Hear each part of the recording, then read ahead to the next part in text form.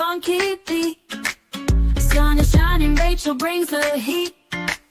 Wake up CEO, we're on repeat. Chicago, Sun Up City on the go. Rachel L. Gary on the radio.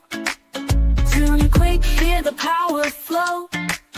Wake up CEO, it's your daily show. Wake up, start the day with CEO. Rachel's got the vibe, that's the real deal. CEO, it's time to feel the thrill. Morning grind, press play and chill.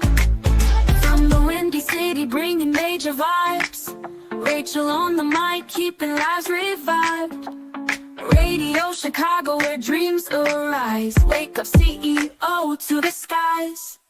No more snooze button, no more delay. Rachel's voice making waves today. Feel the energy Chicago way. Wake up CEO, rise and sway. Wake up, start the day with CEO. Rachel's got the vibe, that's the real deal. CEO, it's time to feel the thrill. Morning grind, press play and chill. Wake up, start the day with CEO. Hey, Rachel's got the vibe, that's the real deal. CEO, it's time to feel the thrill. Morning grind, press play and chill. This is Dr. Carolyn Stevens, the CEO of the BHC Media Group. And when you are looking for a strategy for self-leadership, get aligned with Wake Up CEO with host Rachel L. Gary every Wednesday from 3 to 5 p.m. You know what time it is? Every Wednesday, 3 to 5, my Radio Chicago, Rachel L. Gary in the building. Wake up, CEO, let's go! Wake up, go Sam, set that tone. Wake up, every step you take, you claim that throne. Wake up, no more doubt, no time to stall. Wake up, boss up now, go get it on. Wake up, stay locked in, make it happen. Wake up, stay locked in. Wake up, stay locked in, make it happen. Wake up, stay locked in. Wake up, I ain't waiting, now I go and take it. Built this from the ground, no way they break it. Consistency, my secret, watch me make it. Got that boss talk, now I ain't faking no. Look, set the goal, now I'm grabbing the goal. And put in the work, now I'm taking control. The vision so clear, yeah, I already know. Every step I take, I'm ready to blow. Wake up, set that tone. Every step you take, you claim that throne. No more doubt, no time to stall. You boss up now, go get it all. Let's go, stay locked in, make it happen. Make it happen. Let's go, stay locked in, make it happen. Make it happen. No handouts, yeah, I made my way. Built my brand, now I pay my lane. Turn my losses into lessons. Now my grind got no recession. Yeah, they talk about chance, but I make my own. Yeah, I ain't waiting for fate, got a future to own. Yeah, every setback, just part of the game, game. But now I'm up and they know my name. Wake up, stay locked in, make it happen. Wake up, stay locked in, make it happen. Wake up, stay locked in, make it happen. Wake up, stay locked in. Wake up. Success so sexy, put the work in flexi. Late nights, no rest, but now my vision's hefty. They doubted, they laughed, now they watch from the back. Cause I turned every dream into bricks that stack. Wake up, stay locked in, make it happen. Wake up, stay locked in, make it happen. Wake up, stay locked in, make it happen. Wake up, stay locked in, go get it all. Every Wednesday, 3 to 5, my Radio Chicago, Rachel L. Gary taking you to the top.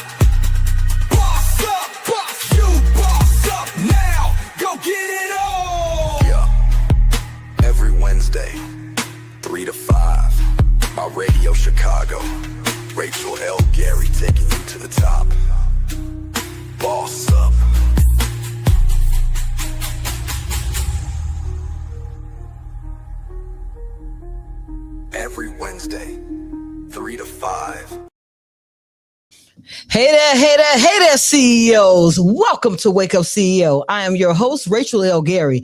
And y'all know what I'm coming to do. Have candid conversations to empower the inner CEO. That one that is clearing your actions, empowered by your choices, and owning your direction, and ready to be the CEO of your life. Guys, you are now locked in to the week. What we have Insurance Uncensored with Ebony Hines in the building. Y'all get locked in. So we really about to dive in today, because today is about discipline without self-hate. CEOs, I want y'all to take that in, because a lot of times we think discipline is against who we are, against what we decide we're going to do. And today we're going to dive into how discipline really is a release. It's really ready to set you up for success. And y'all know what we're going to do in Wake Up CEO. We're going to dive right in. But first, before we get right into it, we're going to play the commercial of the day. Freedom has GPS. Y'all get locked into that.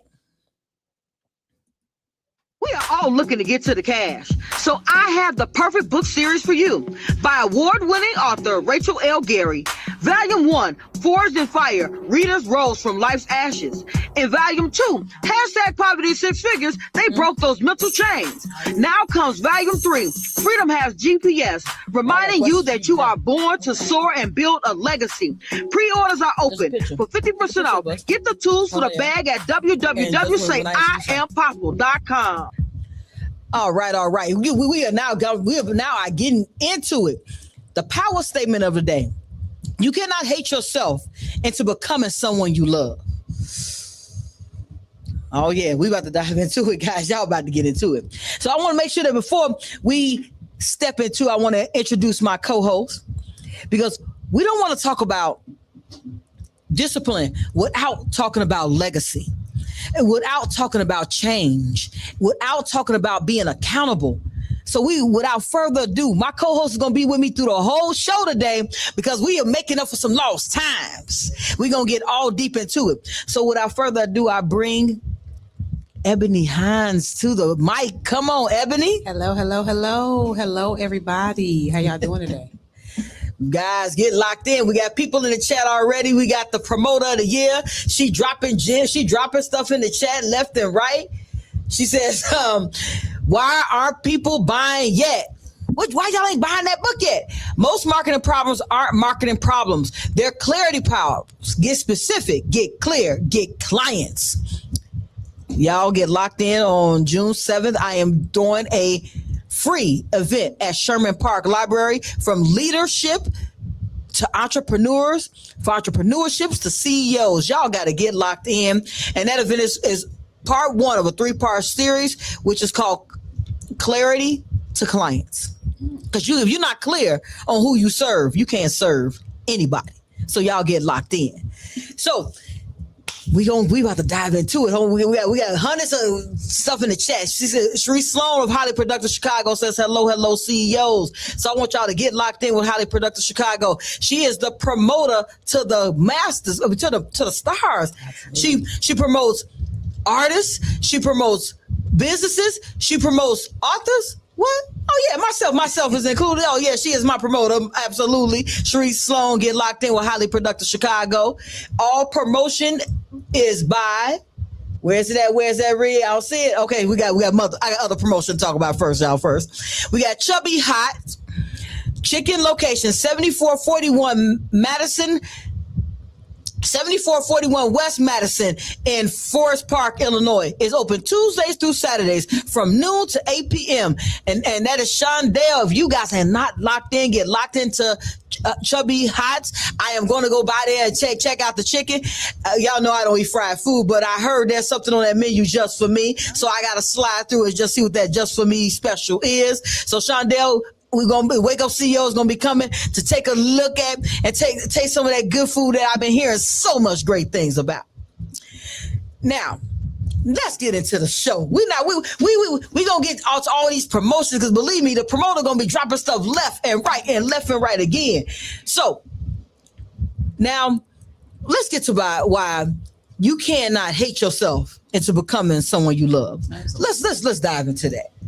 And because this one is about keeping a promise to you. That's what it's about.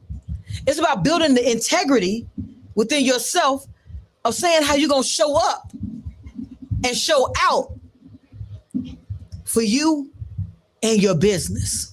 Because how you grow your business if you haven't grown and had a substantial base for you?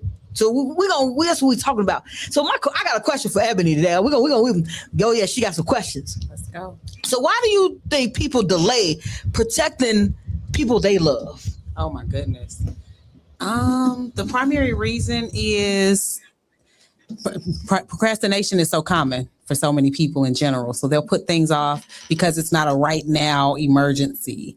You know, people don't assume they'll die anytime soon. So they assume they have time. I can do it later. I can do it later. I can do it later.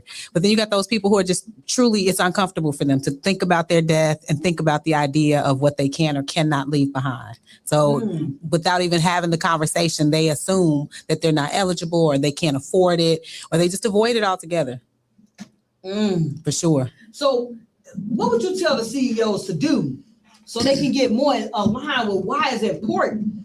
For sure. As a CEO of your life, of your business, of any portion of whatever's happening around you, you definitely want to be organized. You want to make sure that, God forbid, something happened to you today. The people who depend on you are set for life. You know what I mean? You want to make sure that you've got something set up for those people who are currently depending on you the day that they don't have you. The day they can't turn to you. So that's very important that we make sure that we stay on our toes and just stay organized and get all of our paperwork in order, get all of our investments in order. And that includes all of your levels of insurance. That's your homeowners, your business insurance, and of course, your life insurance. I heard say, get yourself in order. That's what I heard. Get yourself in order. So I'm gonna piggyback off of that and just talk about, because every time you follow through, you build trust in you. And this includes taking care of your final expenses, because your final expenses are things that you don't want to leave for your family. If you wouldn't want your family to be homeless today, that's what I want us to think about, CEOs. If you wouldn't want your family to be homeless today, why not set them up so they don't have to be homeless for the rest of their lives? That's right. If it's your paycheck that keeps a roof over their head, what happens when that paycheck stops? You know, that's a real question. And that's the question that we want to make sure that when we talk about uncensored insurance, so I know we've heard so many things about insurance. And when last time when Ebony was here, we were diving into the myths behind insurance. So today, it's not going to be any different. So what myth we going to bust today on Wake Up CEO? Oh, my goodness. I think last time we talked about life insurance being a scam altogether. Recently, true story, I've had conversations with potential clients and it's almost too silly to talk about. I had multiple people say that they're concerned that someone would take their life if they have life insurance. So they don't believe they should have life insurance because that person would take them out in order to get the paycheck. You know what, CEO? Hold on. I gotta get my mic back on for that. So I want to say something, and I don't mean to laugh because that's a true feeling. Yes, and that's a true thought. But this goes to the mindset of poverty. I want to be honest, because when we're thinking about if someone is going to kill us, that's movies that you've been watching. That's things that have the propaganda that's been put into media that you are taking. And that's you allowing someone else to say that they don't want you to take care of your family. Come on. And I'm gonna use a phrase that y'all are more accustomed to hearing. That's the rich being richer and the poor being poorer. Because the rich have life insurance. The Rockefeller legacy, the waterfall effect of Rockefeller, it was all about insurance. Yep. The reason why his family to this day is wealthier than they were when he became the wealthiest man in the world. They are wealthier now because of what he put in place with insurance. Every member of the family must have insurance that is put into a pot. So the family doesn't even get the money. It goes into a trust. Yep. Come on now. It keeps growing for the family. It's feeding the family. And Forever. Forever. Because, plus, life insurance is tax-free. Tax-free payout. So we talking about tax-free. We talking about how we beat the taxes. There it is. You just beat the taxes right there. There you go. You put that into a trust. You set that trust up accordingly. Get you some real advice on how to set up your trust, how to have the trust feed your family for years and decades and centuries to come.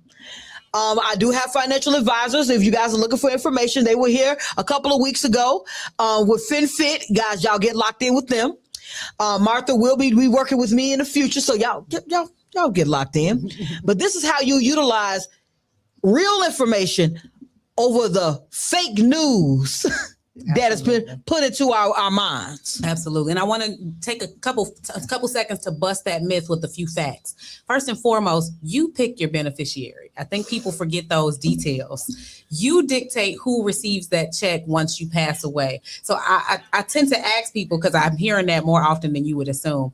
I tend to ask people, why is it that the person you trust enough to become your beneficiary is now someone you have to actually be concerned about them taking your life because there's a potential check? This is your child, your spouse. And yes, we hear that on television, spouses, but in general, that is not common practice. And I just want people to be aware that the person that you care about the most, the person you're thinking about when you're buying life insurance, really consider the likelihood that they would take your life for a check. Again, your child, your parents, your spouse, the people who love you the most, who you are currently taking care of. So just keep those facts in mind.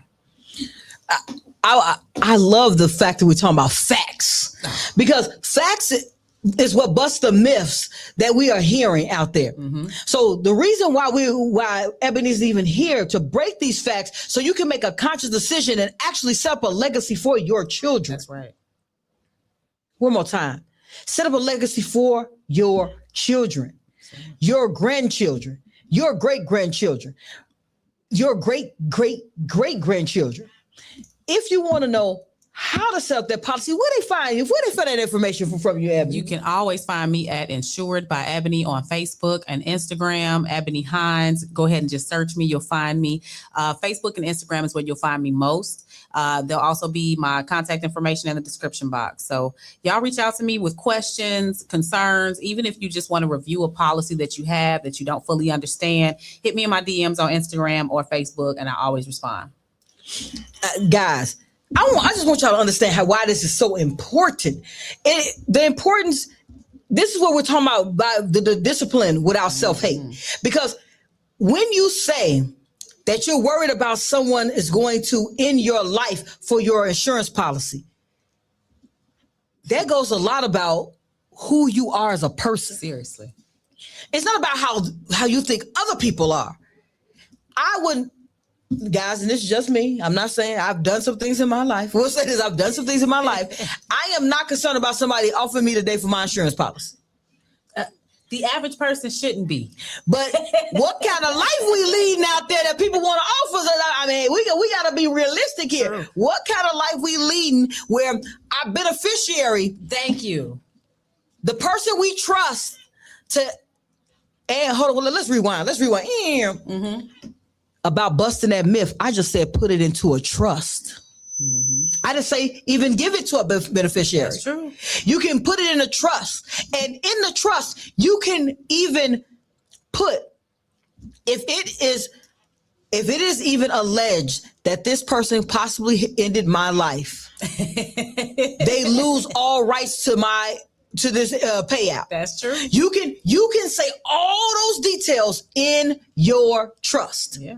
So get the daggone policy. That's true. Get a policy, whether you have a trust set up or not, get in the know-how of how to set up a trust and get your things in order if that's something you want to do, but don't use that as an excuse not to get life insurance. Like I said, you have the option to get a trust set up where you don't have an actual beneficiary, or pick a beneficiary that you can trust. Again, and I want to actually just include this. The average person who tries to kill their spouse for life insurance payouts get caught.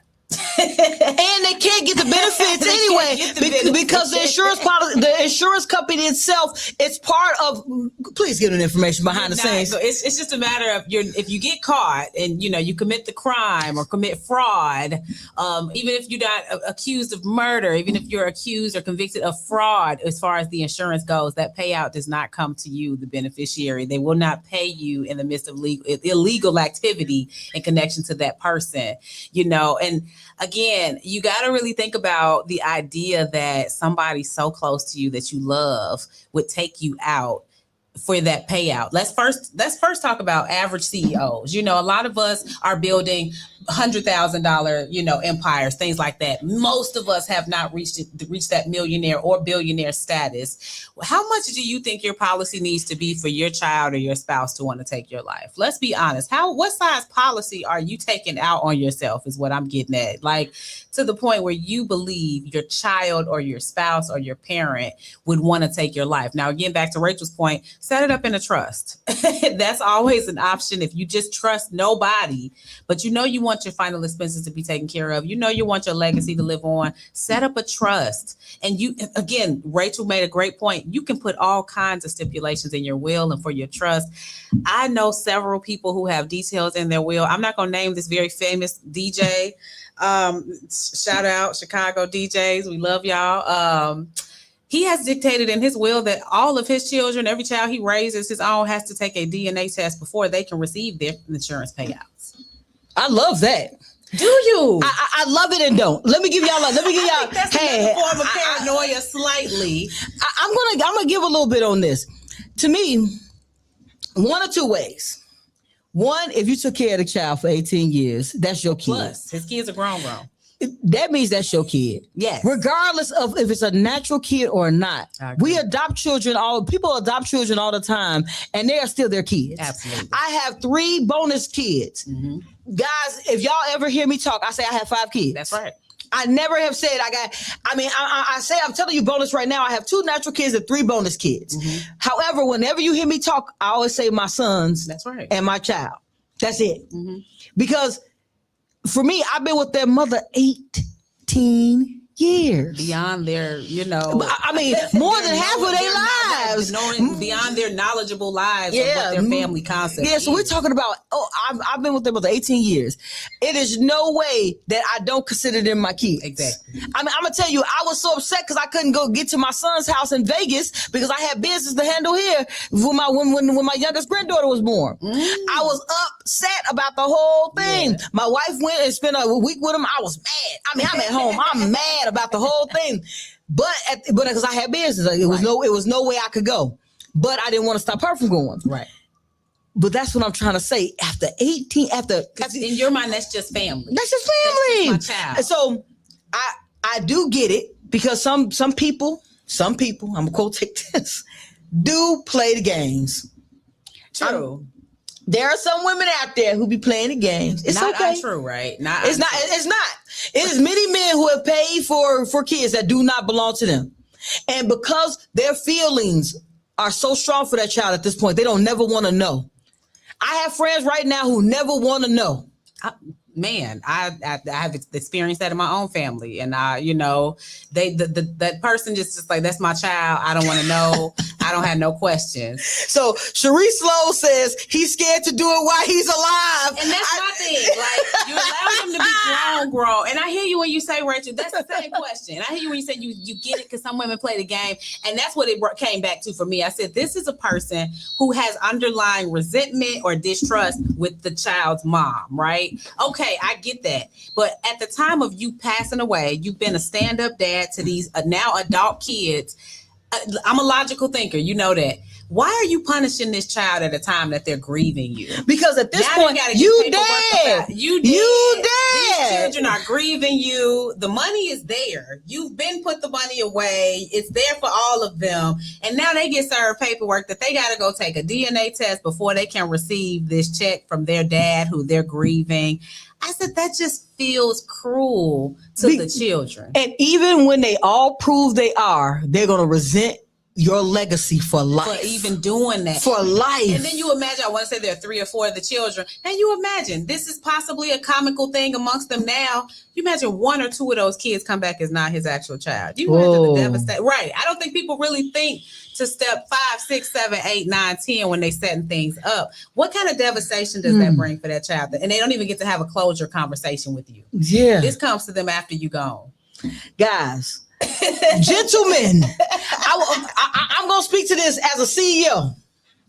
Gentlemen, if you feel the child isn't yours, let's be grown-ups. Tell the young lady, let's get the DNA test so we don't spend the next years trying to figure it out. Come on. Discipline without self-hate. Come on. We will pull it back. It's okay. It's okay. It's okay to feel. How about this?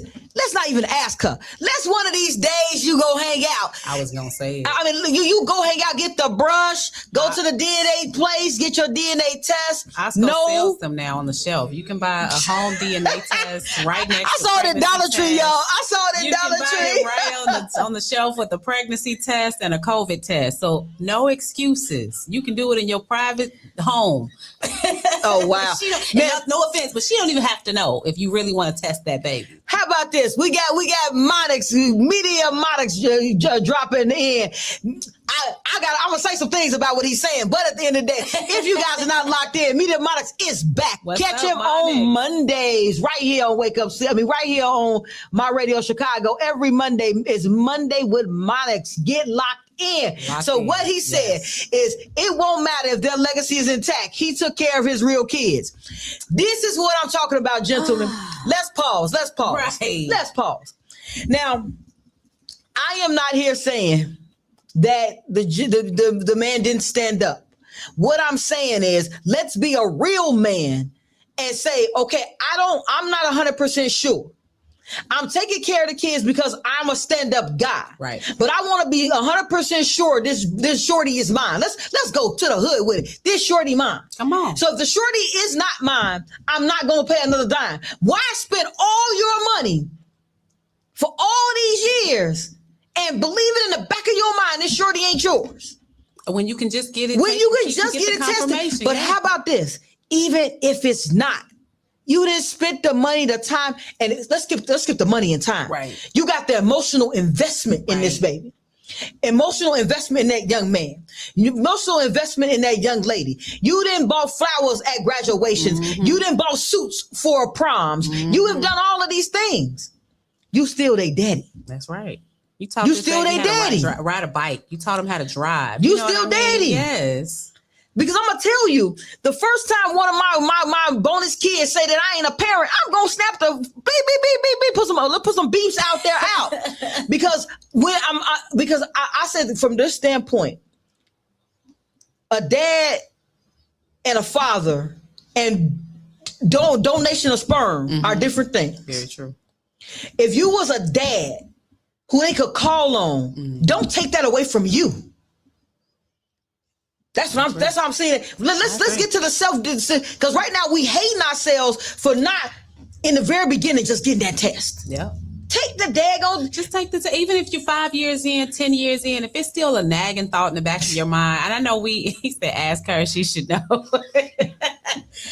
She should know, and she should have been honest with you at that time. But we're gonna be straight up here. We're gonna all be real here. We adults. Wake Up CEOs about adults. Adulting. Come on. Women and men have sex with people days apart, weeks apart, months apart. If she wasn't ovulating, let's come to some science. Come on. If she was ovulating when she had sex with you, and a month later she wasn't ovulating, just because she had sex with you, now she's pregnant. You know, just so you know, doctors do when they give that estimated time or when your baby when the baby was conceived, it's estimated. Only God knows. So she might not know, because she might have had relations so close. And I don't want to hear about the body counts. Because I swear, if I hear that word one more time, it drives me nuts. Because men act like they don't have counts. When women just talk, women got body counts. Women letting this in there. What is you talking about? Did you pull your pants down or no? My thing is, if we're beyond college age, we should not be discussing body counts. I just think that's an immature topic of conversation, personally. Again, like this, just like people calling women hoes at the age of 50. Like, living life in itself, sure, by definition, by 50, I may be a hoe then. By 50, I mean, what's the number? Like, what do you mean? What are we talking about at this late stage in life? And I mean, let's be honest, we're talking about people who, if you're at the point where you're considering, did this woman possibly step out on me, or is she sleeping around? You know, maybe you guys are just casual. Maybe you were not married, were not in a committed relationship. And most likely, if she was being casual, you were out being casual as well. We know that we have what we call ghetto twins. You know, it's different because men can have 2 or 3 women pregnant at a time. Whereas a woman, she's carrying this child and she may be carrying that secret. Like, I don't know who. And maybe a secret, one more time, that secret that she don't know who. She don't know who's, you know, and that's not to demonize her. And I tell y'all this to say, I do think part of his reasoning for doing that and putting that in his will, I think it was more of a jab at the kid's mom. I think this was more like wanting to jab her in the afterlife. And it's like, that's miserable. And you know what? Now, so I want to make sure we stay, we because all this is on topic. Yeah. Because think about the mindset of you. Well, because if you put that on paper, it's what you're thinking. Exactly.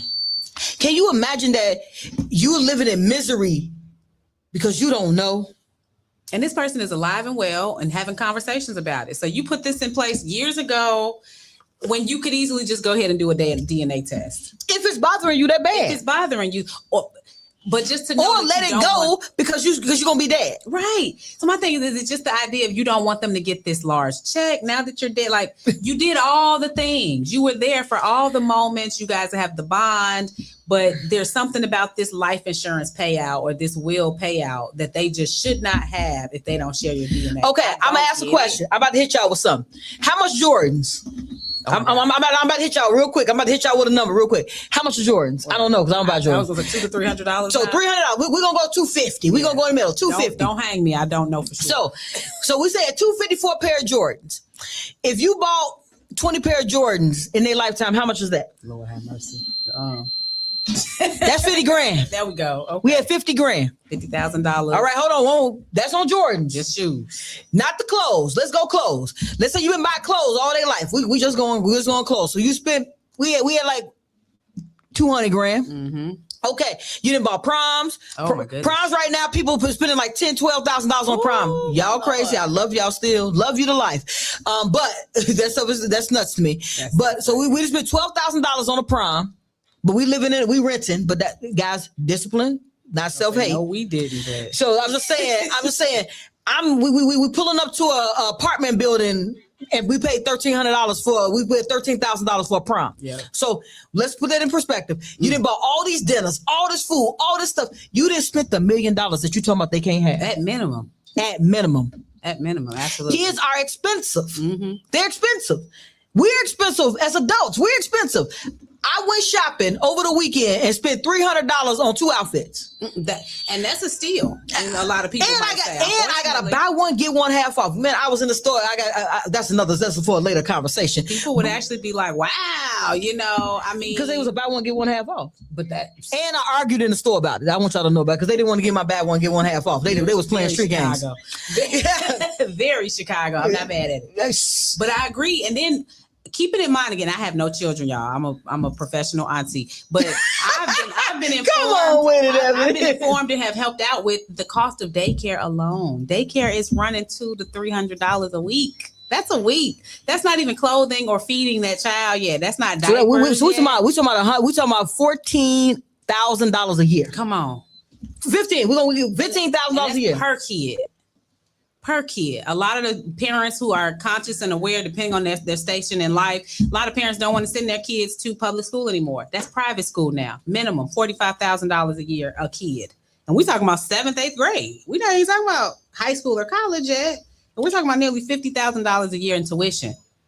So, I mean, I think that all that comes to say this. When we're talking about final expenses and the final legacy that we want to leave and lead without, this comes to what I talk about on Wake Up CEO, about being the leader of your family, the leader of your tribe. That's right.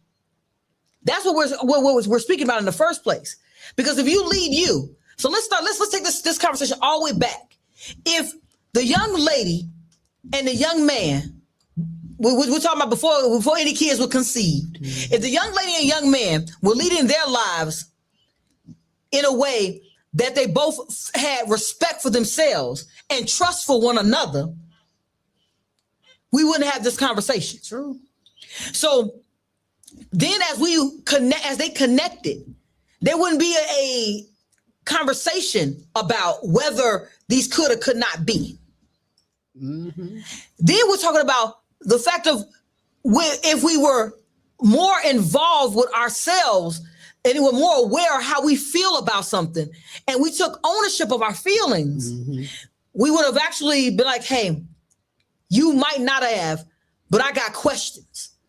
But we so afraid of confrontation. Yeah. That goes to fear. All of these all this stuff I talk about in my hashtag Poverty Six Figures book, because everything that I speak about is about your real life, how you really think of you and your life. That's right. And why you can't step cleanly into being prosperous, having money, having a successful business, having a successful job. Let's skip the business portion. Why we're at minimum wage at the job. Not because, and guys, I know y'all gonna crucify me for this, excuse me, that jobs start off at $15 an hour. Why are there people in upper management? Did they work hard, or according to everyone, they got the handout? I've been promoted 14 times in my career. Didn't nobody give me a handout. Amen. I worked for every promotion. Amen. Did I work extra hard for some of the promotions? Absolutely. Heck yeah. I'm a Black woman in America who was working for corporations that were other ethnicities. We'll go that route. I worked hard and did not get paid the amount that other people, my other counterparts were being paid. But let me tell you what I did. I built the case, so I had to. Okay. So, but it goes to when you have that knowledge. So it goes to, I had conflict resolution. Yeah. So I didn't argue. I came with facts. So when I went to HR with facts and went to the CEO with facts and was like, okay, these are my job duties. This is their job duties. Yeah. This is my resume. This is their resume. And I said, I'm not comparing my resume to them. I'm comparing my work ethic to theirs. And I said, I have a college degree, so do they. I said, and my college degree is actually in what we do every day. Yep. And right now, he's in my office getting ready to ask me five or six other questions. I need my pay grade to be reevaluated. Now, let me explain. Right now, I'm being a lot more animated than I was at the time. Of course. Because at the time, I was very, okay, I do clearly understand that he came in at this level and I'm at this level. I do understand that the company's policy is not to talk about your pay. However, it is my legal right to speak about anything about my money. He can do the same. Right.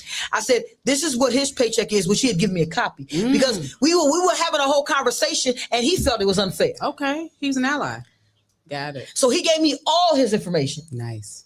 I knew all of his business. So when I went to HR, now let's go to say, did they do some tactics later and want to get me out? They did. They did. They did.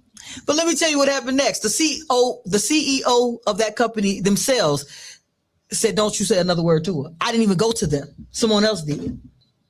Because they said, if she walks away, who's going to do this, and this, and this? I had made myself like indispensable. As you should. Now, this is the reason why we're talking about the CEOs is that minimum wage is a starting point. Yeah. It's not an end. It's the beginning. You determine your ending. We might have been born in the streets on the South Side. We might have been born in some of the most decrepit neighborhoods.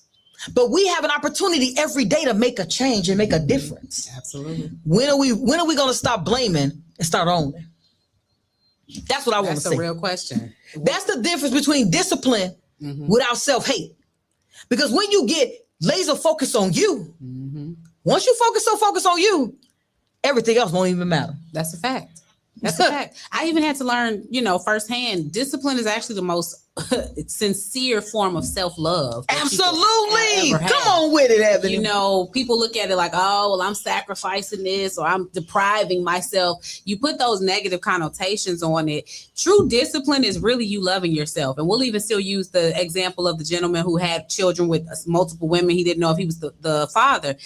True love of yourself, that true discipline that it would require to not sleep around, have enough discipline to say, you know what, I'm better than this. I don't need to sleep with women who I don't know who else they're sleeping with. You know what I mean? I do feel as if those forms of self-love are true discipline. And you might feel as if you're depriving yourself of something. But no, you're protecting yourself. That's loving yourself. Again, setting up life insurance, even I've been putting people in positions where you get a policy on your parents, because that bill is coming eventually and you're going to be the person that has to bury them. That's self-love. That's discipline. Paying that bill every month so you don't have to be afraid of that boulder when it hits you all at once whenever we do lose our parents.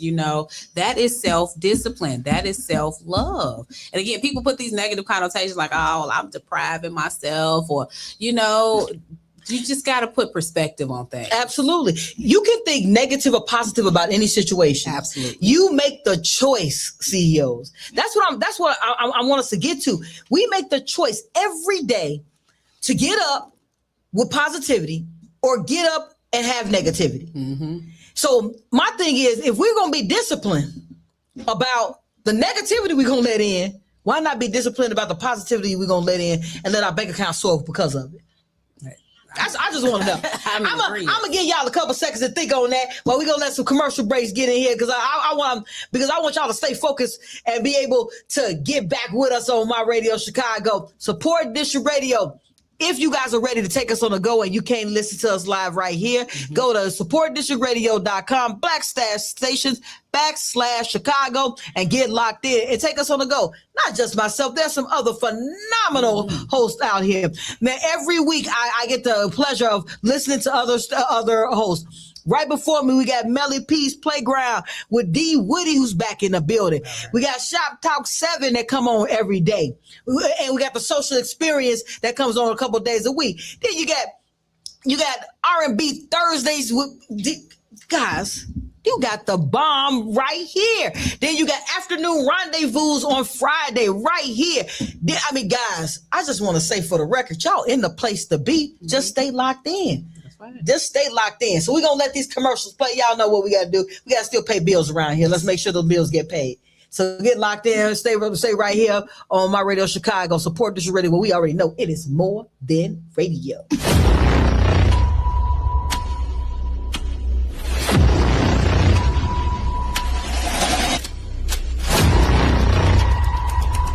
What chapter helps you feel more committed to being a CEO of your life? It was chapter 8, breaking the chains, breaking the cycles of the things that are not benefiting my business. Chapter 7, coming full circle to my why, because I need a focal point, no pun intended, as a designer. Chapter 4, but package to offer, that was my struggle, putting that price together and believing in that price. Managing the machine, really just thinking about managing what we're doing, understanding what we're doing, and really fine-tuning how this thing is going to run. Chapter about the self-belief. And everything that I do, I always get caught up in whatever is going on around. Throughout this process, I have made myself the focal point.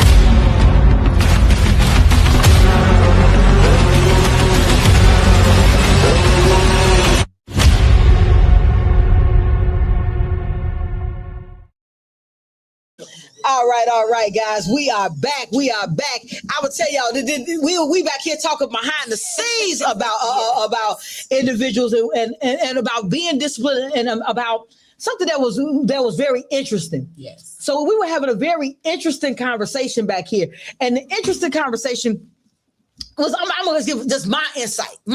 Yes. I'm one of these individuals. Now, one more time, let's put this in perspective. I have been married for 18 years. Yes. Let's put this all in perspective. But we're going to talk a little bit about my past life. I'm a past life, y'all. Past life. Because think about it, I'm 50. So 18 years means I was in my 30s. Before I met my wife, I was a very, very, very living, loving, and enjoying life person. We'll say it that way. And not saying I'm not enjoying life now, but what I'm saying is it was a different type of life. Right.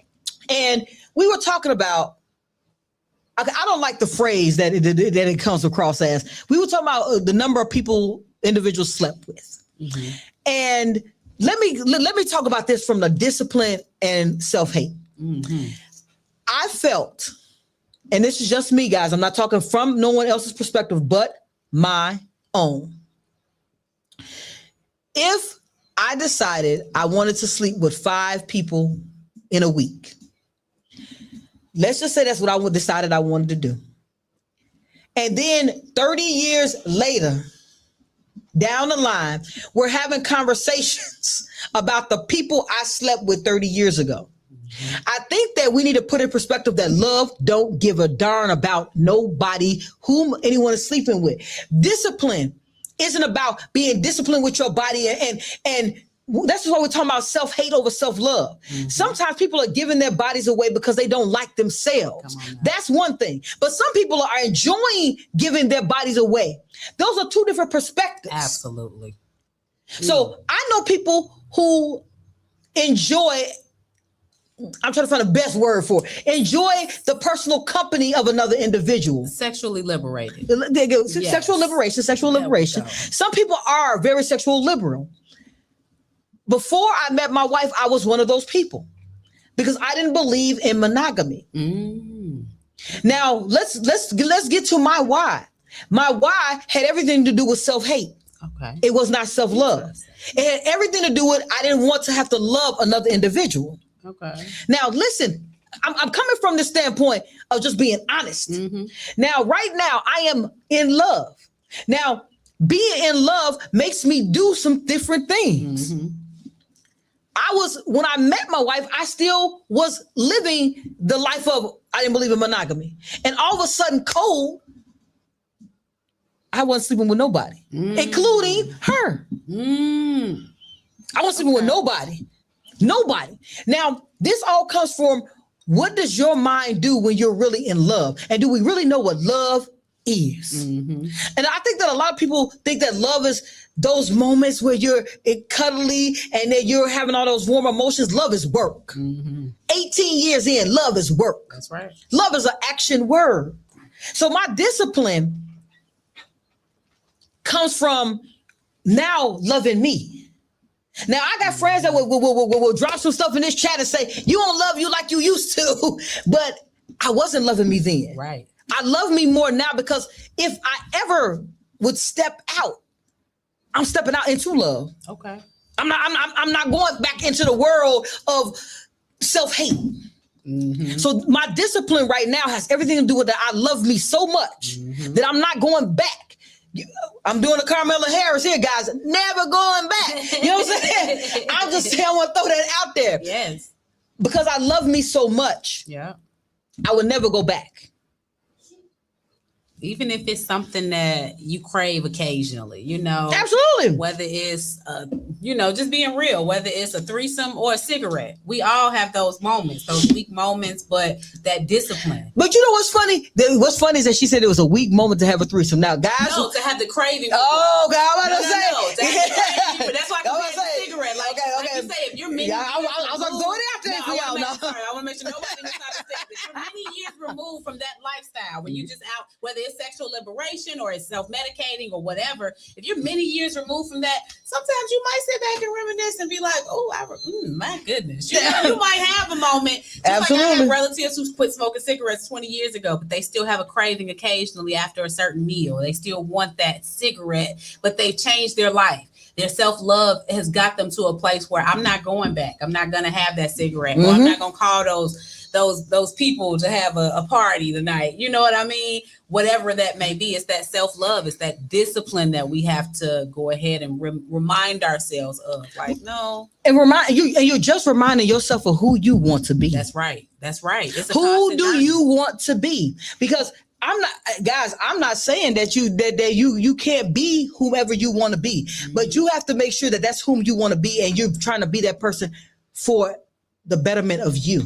Absolutely. Are we sleeping around because we haven't found the one?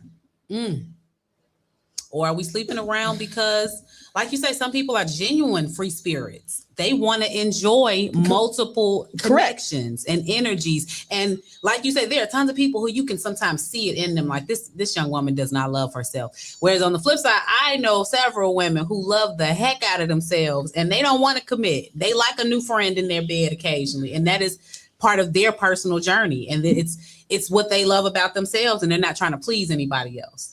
You know, so it definitely comes and it's a spectrum. and to me, I mean, piggybacking on that some people like their space. Yeah. And having a relationship means you have to share that space all the time. Yeah. So, I mean, I know people who are in relationships, but don't really want to be bothered with the person every day. But they're like, Dad, can I just sleep with them every now and then? Not on that point, but I can relate. I mean, but I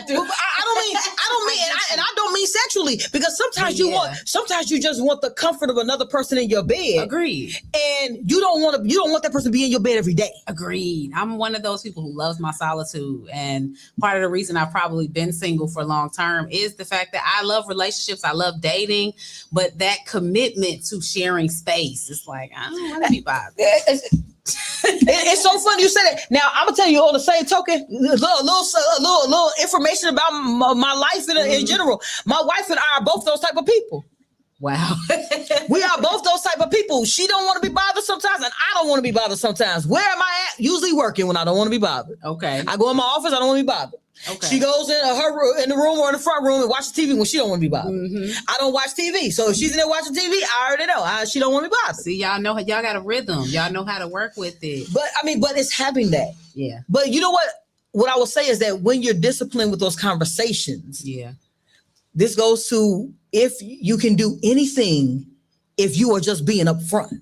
Absolutely. I think that's where my problem comes in, with us making up a storyline or us not being able to be transparent with each other.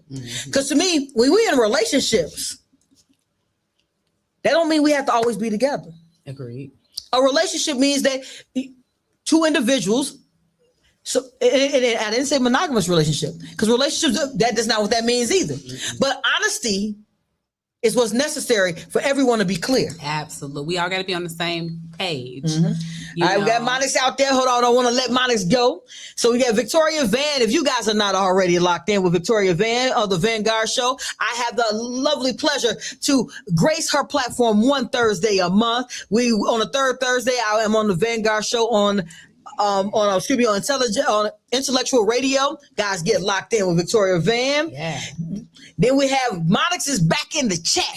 Guys, I'm gonna tell you, Monix is extremely intelligent. So I love when he gives his take though. So it ain't though. He says, love does not care. I personally have to be careful where I let my love go free. I mean, you should definitely be careful with where your heart goes. So are we talking about our love with the member between our legs, or are we talking about how we're going to let our heart go for another individual? Come on now. Are we willing to be vulnerable for our feelings? Because a lot of people don't want their feelings hurt, so they don't put their feelings back out there. Yeah. So they stick with something that's not good for them because they're afraid of what could be out there. True. for them. True. And I've never understood people who are afraid to get their feelings hurt, but they don't have any problem sharing their body. And again, I'm not I'm not some nun or anything of that nature. I think that was a comparable, She did a good job. Now stop that. Go ahead. But I do think that, we just have to keep in mind that you want to fall in love and like this person before you get physical. Maybe if we brought that back, then we would stop having all these oops babies and accidents. What's that word? I'm gonna use it. Courtship. Oh my Lord. I mean courtship. Men laugh when I talk about courtship. How about this? This is so funny. I'm big on. I'm gonna give examples and scenarios. One more time. Remember, this is not Saint Wake Up CEO. That's right. So before I met my wife, I had 4 girlfriends. Mm-hmm. When I met my wife, Leo. so I had 4 girlfriends. That's a life that I do not suggest, nor would ever get back to. But I had 4 girlfriends. When I met my wife, I was courting her. We were dating. Mm-hmm. I stopped having sex with her. She did not ask me to, and she was aware. Okay. So because I'm a very transparent person. Okay. I'm overly transparent. I got to be as honest as possible. Overly transparent. I prefer that. So I'm overly transparent, and she never told me to stop. All of a sudden, I was sitting on the front porch on my Thursday day. Everyone had a day, guys. My Lord, you sounding like Monix now. Monix, this is why I can feel what you're saying, man. I'm with you. I'm not against you. I'm not against what you're saying. This is what I tell people. I'm not against the game. I just think that we don't understand how to play it. I agree. There we go. This is the conversation. This is not.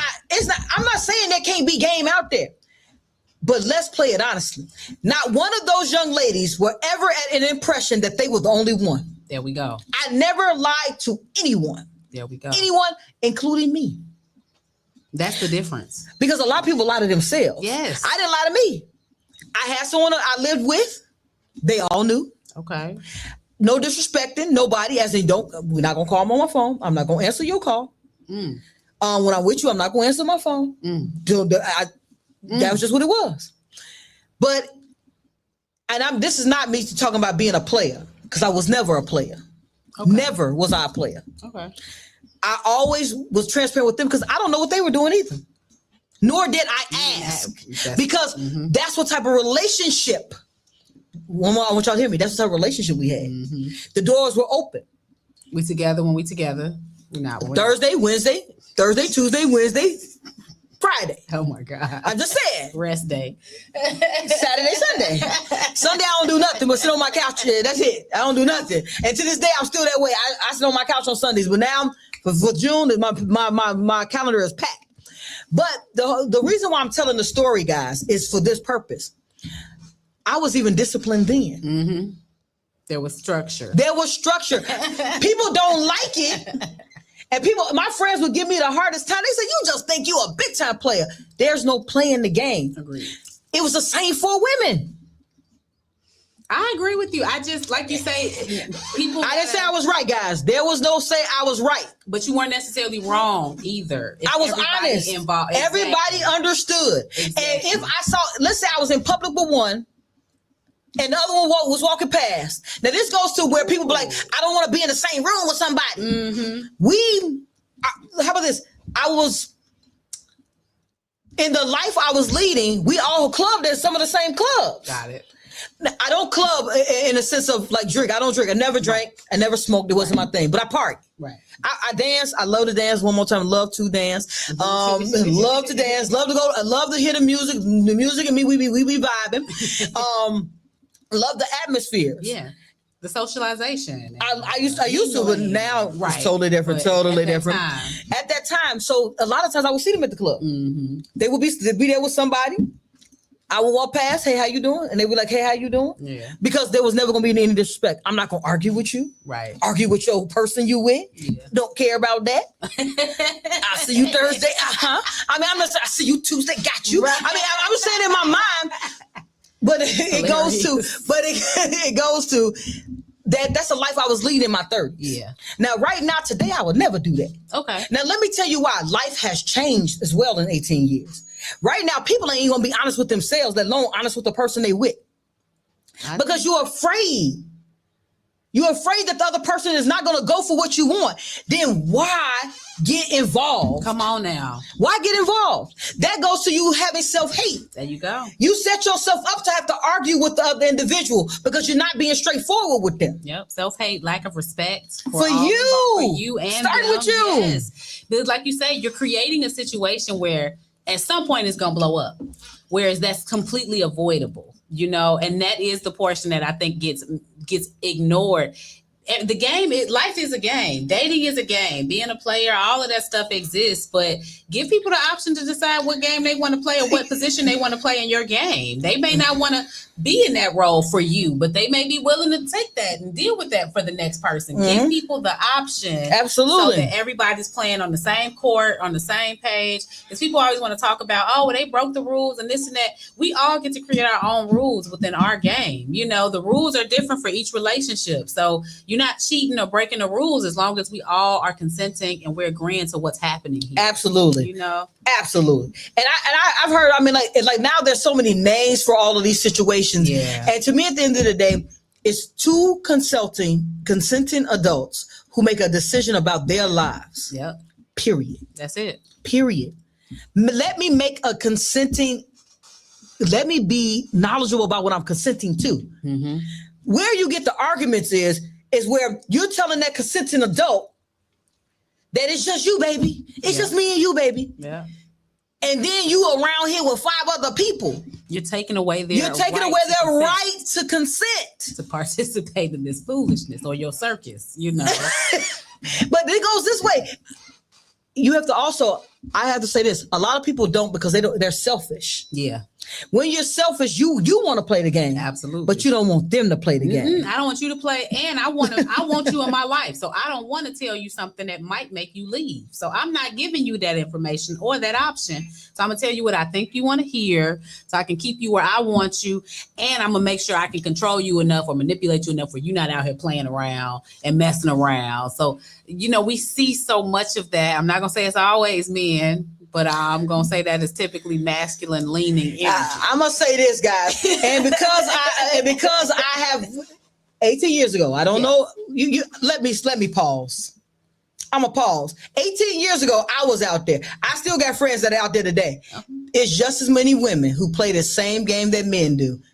Yeah, because there are women right now who especially feel like they are bosses. And I want y'all to hear this, ladies, and don't get mad. One more time, there's no hate on Wake Up CEO. It's only uncandid truth. That's right. If you a boss, then boss up. Say, hey, I want to spend some time with you. I want us to have time together, but whatever you're doing out there, make sure you wrap up. And when you come here, you're going to wrap up. That's right.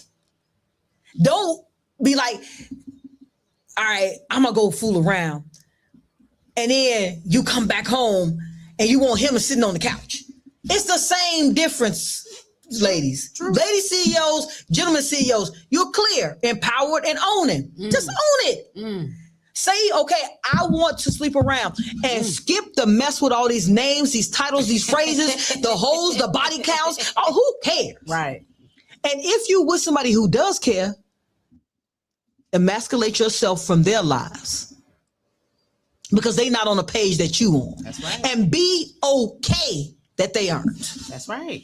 All right, well, let's get to these comments. I'm sorry, y'all. I didn't mean to get into my bag. I get like that. So we got Tracy. Guys, if you're not already locked in with Tracy, she is being a mogul. Tracy, drop your businesses in the chat. I mean, she got business after business after business. I don't want to misquote a name, so drop all those businesses down there. So one of them is Tracy Cares. I love that foundation, but I want you guys to get locked in with individuals who are really bossing it up.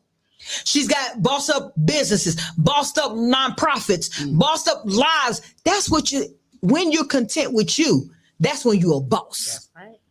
To me, that's when you're bossing. When you're content with you and you're able to stand on what you say and what you do. Yeah. That's a boss. Yeah. I got to get back to the boss life. I'm going to get back there. So I did it because it boosted my ego. Come on. It's okay to tell the truth on Wake Up CEO. He says, so this is Monica, y'all. I can't share any space at any time, all the time. I know that's right. Agree. And there's so many people out there that that's true for. Mm-hmm. Find those women if you want multiple. Or I'm not knocking the game. Yeah. Just find them girls or them women. I'm sorry, ladies, I did not mean to call you girls. I've said I'm gonna stop using that phrase. Because to me, when you say girls and boys, that means we're talking to little kids, and we're not little kids. Yeah, we do got to make those distinctions these days. Absolutely. So, ladies, if you guys, if we're talking about that you want to have multiple partners, same for Monica. If you want to have multiple partners, that's okay. Yeah. Just say that. That's right. And do that. Right. And don't be mad. And when you get in your feelings, because life happens. I want us to hear that. Life happens. And I want y'all to hear this. It's not only women who get in their feelings. I have more male friends than female friends. And my male friends be in their feelings. Guys, I used to spend like counseling sessions with my male friends. All right, guys, don't get mad. I'm not telling y'all names. So they would be in counseling sessions. Man, you know what she did? And da. Well, why she act like that? Da. I swear to God, I used to have a show. This is before I was ever on radio. We called it Ray Charles Gay Raldo. I was like 17. We would have a whole show. Now, when somebody in the block wanted to talk about their business, oh my God, they would call me and be like, "Do a Ray Charles Gay Raldo show." I would get the people together. And we would go. I had a whole theme song. Man, I swear, I'm gonna tag my friend in here real quick. That is hilarious. Because we used to do this show, and this is like I said, real life, guys. I used to be tripping, big time tripping. And people would ask me to do the show because they wanted to talk about their thing. Yeah. Because I had rules. I've been in the force for a long time, just so y'all know for the record. I had rules. There could be no fighting. No, and you had to listen to the other person, otherwise the show was over.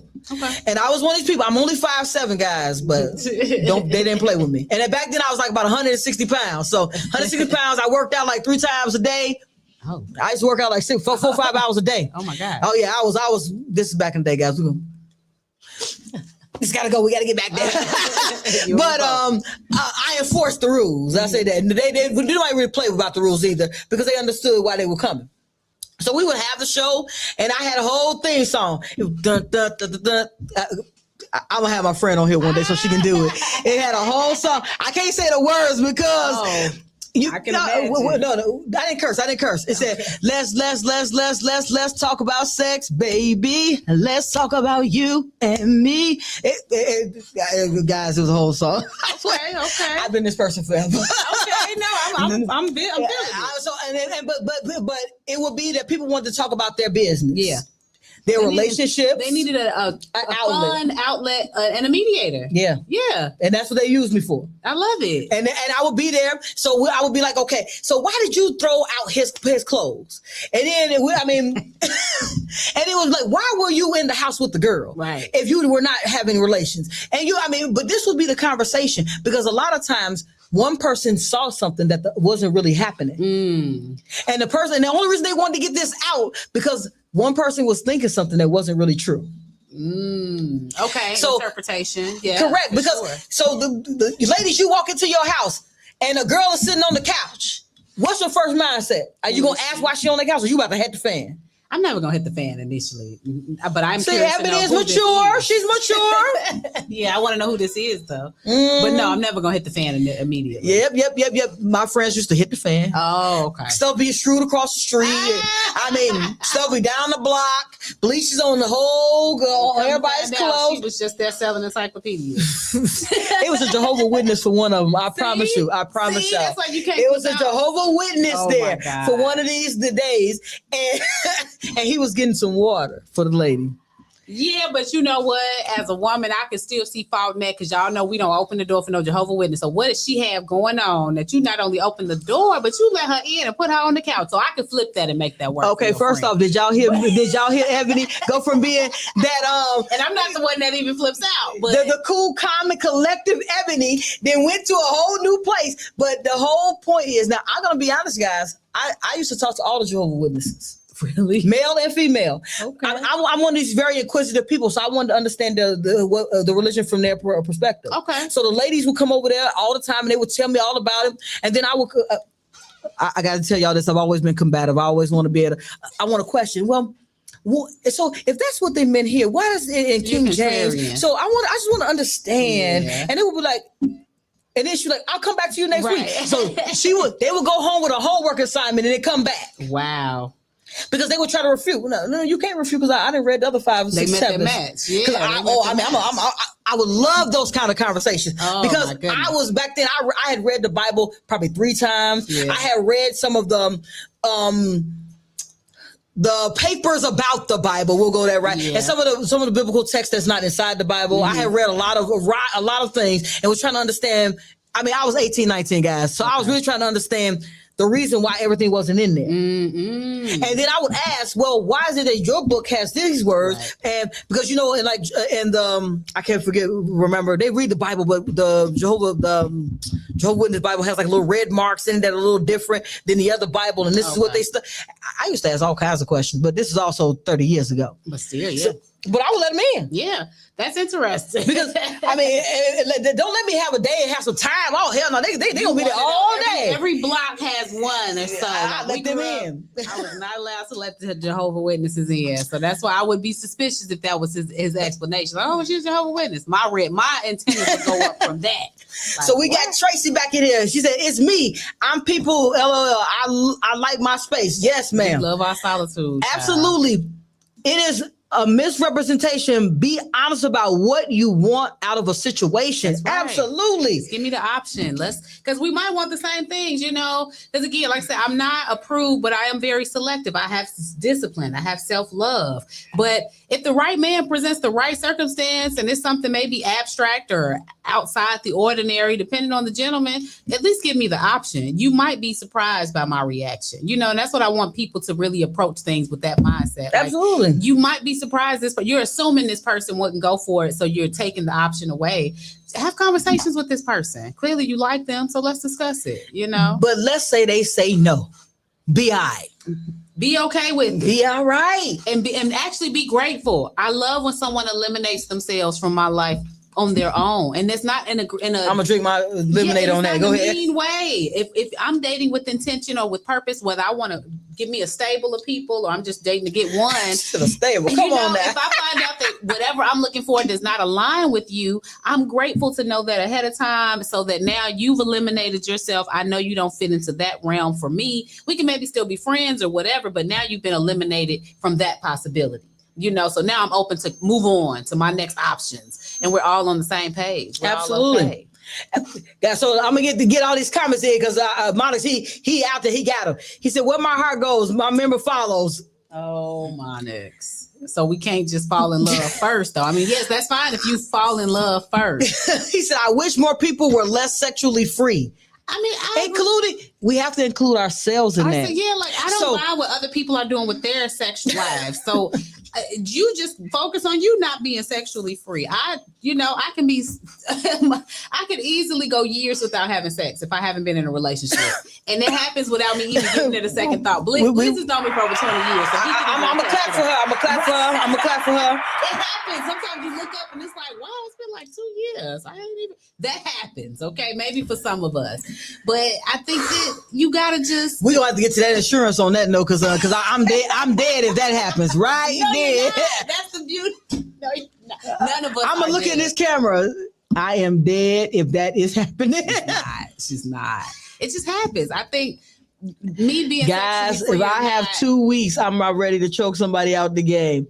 If I had a week, I'm ready to snap somebody's neck. When it's 3 days, I'm like, what the hell is going on? That's because you got somebody you already love and are attached to, and you looking. I've been like this my whole life. So even when you're single, I know we off topic, y'all. I'm sorry, but even when we are on topic because we're talking about my love, media and discipline. So even when you're single, you like, I gotta have it a couple times a week or once a week. Okay, this is candid conversation. Yes. When I was single, I had sex every single day. Every day, multiple times a day. When I was single, it was no way. I could not have went weeks. Oh, wow. Oh my gosh! I'm sure Monica's fingers is somewhere working like crazy. If it was a day, lady, are you kidding me? I mean, I'm not judging, of course. We just talking. That's not judgment. That's impressive to an extent, but every day, daily? Every day, that's not a daily thing. Daily is a task. She now like she said 2 years. I'm gonna tell y'all guys. Hold on. I'm gonna tell you. My mind went blank when she said 2 years. I was like, we do talking it. And back to the schedule, bro. You know what? 2 years. Oh my goodness. I tell you this. My wife will tell this probably better than I will. If it's 3 days, I'm like, man, has something been slipping? What's going on? Ooh. Because after day one, I'm like, man, it's already 1 day. It's like day 2. Damn, I must have been working too hard. I gotta get out of my damn office. I'm getting out of my office early. Day 3. Wait, hold on. What is you doing? Oh my God. Is you busy? I'm texting in my own house. Are you busy? You know what I'm saying? Is you losing your mind? But when I'm in a relationship now with that context, every day is great if we can make that happen. Of course, people are busy a little bit less than every day. But yes, once I'm in a relationship, I'm dealing with somebody I'm attracted to, then we're with it. We own it. But when I'm not craving a particular person, I'm not craving that. And I know some people, and I still to this day, I'm struggling that everyone doesn't operate that way. I can be attracted to you physically, but until I get to know you, I have no sexual interest. Now, you know what I would say? As I got older, that changed. Mm-hmm. That changed as I got older. As I got older, my mind is more fixated on freedom and growth and things of that nature. True. So do I think about sex as much as I used to? I want to be honest. No, not as much as I used to. Not as much as I used to. Yeah. But on day 3, I am texting like, is everything even if you are thinking right? about it as much, you got more discipline now. So you're not hunting it. You're not actively on it the way you were 20 years ago, 30 years ago. I want to beg to differ with Evan. It's just that I'm busier. In all honesty, I'm busy. Disciplined too. I'm a lot more busier, honestly. I'm a lot busy. Right? I'll say this. My June calendar right now, I have an event every weekend. Mm-hmm. Wow. One weekend I have 5 events. Nice. And then I have my mastermind. Then next week I have the 5-day challenge. Okay. I have the radio show. Then we talking about, there's only 2 days a week I'm not doing nothing. Okay. So you're busy. Busy, productive, and making money. So, but it's more aligned with where I'm trying to go. Yeah. So my discipline right now is to stay focused on those things. All right, we're gonna get back to these comments because Monis, he got a lot to say. I want to make sure he get it all out. They don't want to talk about courtship. Who is they? Who is they? And whoever that they is, they need to give. This is what you do, Monix. The one that don't want to talk about courtship. The one that don't want to talk about courtship. Media Monix is in the building, guys. Come on onto your chair, man. So I said this. Get you a mic. So Wake Up CEO is now. We waking all the way up today. My thing is this. Mic 3. Well, we can't have all of them on right now. So you can share mine. Which one? Up the master volume up there to the right corner. Right here? Top, turn that down. Then you can turn it on. All right, there we go. See, there goes one more time. Remember what I say. That Blizz had to come here and switch my stuff all around every day. So I want to speak just to that one thing right there. They don't want to talk courtship. Who is that? Whoever they is. Whoever lacks accountability, they don't want to talk. This is, but you know what? But then that means you stop talking to them. Huh? You don't talk to them no more. If the ones that you want to, if you want to court somebody, and they don't want to be courted, then we don't talk no more. I wasn't talking about women. I didn't think so. I'm talking about just people in general. People who want to justify whatever their madness is. Mm-hmm. Okay. Ain't no woman ever that was into me ever stopped me from courting her. Agreed. That's not what women do, from my experience. I don't date men, so I don't know how they do. Men don't court anymore. All right. Some do. There's a few of us. But again, because culture and society has adjusted, you got a lot of women who have, they've gotten used to not being courted. Also, I think some of my sisters need to understand, just if we're being honest with ourselves, they may not inspire that in the people they're around.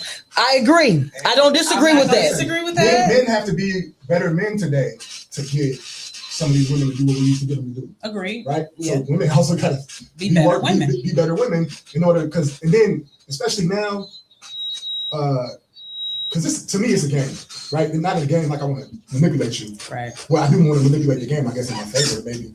But we got so much access and so little patience. Yeah. So if I got 10 women I could go get right now, why am I putting up with you and whatever attitude I feel like you're giving me? Okay. You might not even be giving me no real attitude. It's just that I can go over here. Right. So why deal with any attrition? Agreed. Okay. So I'm not going to disagree with this. Disagree with what he said.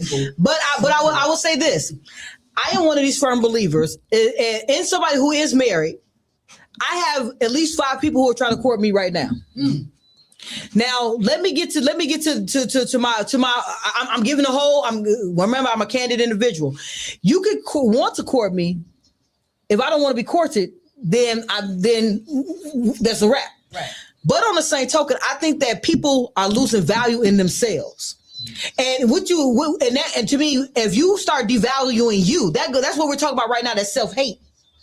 When you start devaluing you, that's what causes the fact of why you're not valuing a relationship or wanting to be courted, because you have access. You can have access to 10 people, but who's that one person you want? Who know? The average person won't know who they want amongst 10. That's true. Most of us are not good with options. Absolutely. I agree. Hi, I'm him. And that's what courting is really supposed I'm totally to be being about. honest right now. Mm-hmm. I'm him, not good with options. That's why I'm not letting people in my space right now, because I'm tired. I was fortunate enough to come out the other side of a real serious health situation. And I know how a lot of the ladies are. Oh, now you're dealing with your health. Now you want to shut it down and be faithful. And no, I don't want to be faithful. It's just no. I mean, I want to be faithful. I don't, because I don't want to lie. I was it. The truth came out first. Go ahead. I'm the type that I can harmoniously deal with several. Mm-hmm. Right? I can't, because when you're in that space, you ain't gonna lie. It's all out. Mm-hmm. And there's gonna be some problems because one of them gonna want you the way they want you. But I just can't. Who I want to be in 5 years, I can't be doing that. Absolutely. And that's the discipline part, Monix. That's me. That's I want what I want, but at the same time. But you want what you want in 5 years from now. I want that. But now let me ask this, because we know what we want for our future. And oftentimes some of us don't have the level of discipline that we need to get that. You see yourself in that 5-year version of Monix. But if that discipline is not always where it needs to be, you possibly are going to have slip up times where now you do have, some chicks that are being manipulated or not being fully informed on what your intentions are. Yeah, well, we need better people. Okay. Because I think that I want to say this: people need to be better. I agree. I wish I had some friends back in the day who told me, "Hey, you tripping? What are you doing?" I wish all men had friends like that. They applauded me. I really do. I cheated on my first wife. I've been married twice. I cheated on my first wife. And I cried when she found out. I told her everything because I can't hold a lie for her. Mm-hmm. So I'm so glad she asked me. It was kind of crazy, but I cried later. I'm like, damn, I cheated on my wife. That's a conversation I've had with my dad in the past. Said, she knows. They encouraged it, and he said, "Who told him?"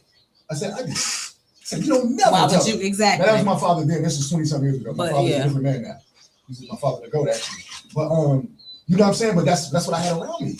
I was raised up around reckless people. I used to call them players, but they was really just reckless at that time. And I'm not even going to say it's about being a player. Again, that's a conversation I've had with my dad. Agreed. But that's a conversation I've had with my dad where, like you say, men are not held accountable in spaces. I said, why isn't it normalized in the barbershop for men to look at you crazy when you talk about cheating on your woman? Whereas on the flip side, it's normal. I worked in a barbershop in college. You would have guys who you knew were married or in serious relationships, and they'd have their side chicks bringing their food to the barbershop. It was a flex because it's like, let's be honest, you don't really have to have her bring your food to the barbershop. It's just a thing because men are going to applaud each other for that behavior. You know what? I'm going to tell y'all something. But I'm saying, why can't we make those male-centered spaces more focused on men holding each other accountable. You should be embarrassed to tell your group of male friends that you cheated on your wife. You know what I'm saying? I believe it's true that you can pass down trauma through DNA. Yeah, absolutely. You pass down everything through DNA. Trauma through DNA. I was about to say what you said.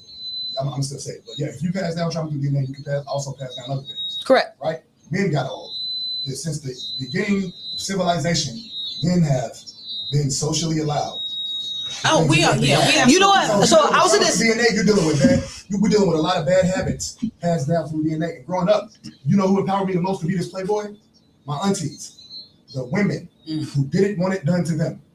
They told me, "Little Anthony," this is my name on my father's side of the family, or Boo on my mom's side. They said, "Little Anthony, you so handsome." That was my mom's side. Boo, you so handsome. You look just like your daddy. You're gonna get all the girls. So I'm like, cool. All right, then I'm 6, right? But I'm hearing this since I'm growing up. I didn't understand that girls came with what they came with. And it changed, and that changes lives. And it'll boost your ego. Getting what girls want to give you. You know what? But I was groomed to. I'm gonna say this. I'm gonna say this for the record, and I appreciate this conversation, and I'm gonna give y'all my appreciation of the why. Now, remember me having as I spoke a couple of moments ago about my checkered past. So I will say this: my dad was a very suave person. We'll say that suave, very suave individual, and my mom is very charismatic. So both my parents are very charismatic. It's definitely in my DNA. I definitely am that way. On the same token, I also made a conscious decision, because I think that sometimes we allow the fact of it's in my DNA, it's in my life, it's in my blood, it's in my source to stop us from using our brain. So to me, this goes back to me being disciplined. You make a choice. I made a choice 18 years ago that I wasn't going to sleep around. There you go. I have not slept around. One more time. Just that simple. Let's just say this for the record. Have I had people tipped? Absolutely. Do I have people tipping now? Absolutely. Have I slept with a soul? Absolutely not. Praise the Lord. Now, one more time. No. I'm not giving, this is not a flex. I just make a choice. That's right. I make a choice. Doesn't mean that I make all the right choices. No, CEOs. This is not a right choice, wrong choice. It's who do you want to be? Are you stepping towards it? Nah. Man, can I speak on that real quick? Please do. I just want to talk to the fellas. We're going to do some accountability real quick. I'll tell you what.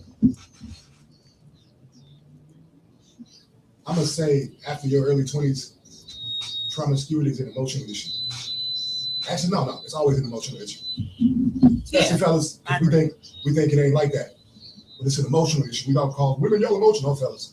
You're emotional. There's nothing in your right mind. There's nothing in your righteous mind that says, I'm going to go sleep with 10 women this year. Right. There's nothing in your righteous mind. You're looking for something. I can see if you get a couple, y'all doing what y'all do. I'm with that. But at 10, 12 women, man, you're reckless. Strangers. You are reckless. You're probably not using condoms. Especially today, I'm going to tell you, I don't remember the last time a woman said, where's your condom? Oh my God. I'm being honest with you. That's what it is right now. So we live. This goes to what I was saying earlier. That's why I get called a square in most spaces. But what did I say in the beginning? I said right now, at this point in time in my life, I wouldn't even do those things I did in my 30s. Yeah. 20 years ago, to me, it was totally different. I protected myself. And one more time, guys, I'm not here to talk about liaisons. This is really just saying I protected myself back then. Right. 100%. 100%.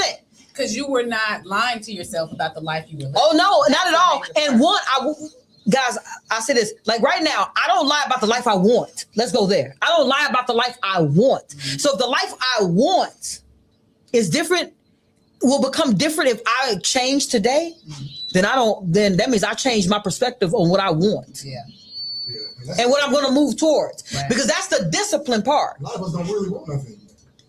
You know what? I said, you're going to have those. I said, there's a lot of people that don't want anything consciously, but subconsciously are in bed at night, mad at the life that they're creating. I just think they don't have an intentional growth plan. A lot of us absolutely don't have an intentional growth plan. Absolutely, they just end up places. Mm-hmm. Absolutely, we're letting life lead us as opposed to us leading our life. Life is happening as opposed to happening to life. Yeah. We end up sick. We end up overweight. We end up in a relationship. We end up broke. Like the average person probably fix their credit 2 or 3 times by the time they're 30. That's not a good thing. No. It shows irresponsibility. It shows being overly impulsive. I know I'm him. I've been the guy. I did mine 5 times. Then we got to be honest about it being 30. in our community. I've only been in my community. Right, so. that's what I'm saying. We got to be honest. But to other communities, and this is the thing. What I want us to do is even if we sit here right now and we are actually saying all of these things are 100% true, because they are. When are we going to hold ourselves accountable to being a better version of us? So when I talk on Wake Up CEO, when I talk on Wake Up CEO, I'm talking to that better version of you. Yeah. That version of you that you want to wake up to tomorrow and make the changes in your life. If you're not, you are definitely watching the wrong show, because that's all I'm going to talk about. So even though I talked about all the liaisons that have happened, even though I talk about the people that are trying to court me today, what I always say at the end of the day is that the only person got the decision is me. No one is making a decision for me. This is why I believe in social class. I really do. Like hang out with like kind. Because like I bet I got a 700 credit score. She got one, he got one, she got one. This dude got a 430. Just simply because he's reckless. Not because he just hit a hard time, because hard times happen. Yeah. You do. Like, because if you was dependable and you just having a hard time, we'll pick you back up. Right. But because you're gonna be fighting for that, because you're gonna be fighting for that pickup. And you already know how to get there. Because you've been there. Yeah, absolutely. You know what I'm saying? So like you got people, because you got people who won't hold the next man accountable. Like, no, don't do that. We don't like that over here. You can't do. You cheated on your wife. Get away from me. I'm not talking with you right now. You gotta fix that. Those are the things I'm blowing looking your money. Not over here. There's another place for you to do that. I don't want this around me, because if you're my friend, I love you, and you're gonna be around my kids. And mathematics don't lie. You can lie to your kids about who you are, but mathematics don't lie. Your routine totals up to who you are. Absolutely. You are the sum of your tomorrow, of your yesterdays. Going back to, like you say, genetics. Some of our people, let's be honest, got those 430 credit scores because they don't have anybody in their bloodline who ever knew anything about personal finance. I've never had conversation about credit with my parents. And you've been blessed. And I ain't blessed. But I'm saying you figured it out. We know there are tons of people at 43 who never had above a 500 credit score. I got blessed by God. You know what I mean? That's the only person I get my blessing. God put it in me to have this healthy fear and admiration of my father. Right? My father didn't get it right, but just so happened I got more information than he does, because this is the age of information. So I did what he did, but I had more information than him, and I had the stubbornness of my mother. You know what I'm saying? So I was able to watch him, and I had this healthy fear and this healthy sense of reverence, and I wanted to be him. I just happened somehow to get, I did what he did and did more of it. So be persistent got me in places. Because if I stop when he stopped, I'd probably be something else. Okay.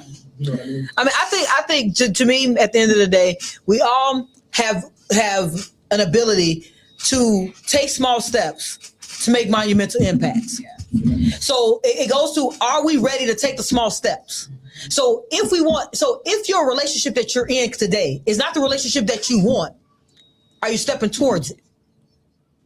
If the financial situation you're in today is not the one that you want to see 5 years from now, are you making moves today?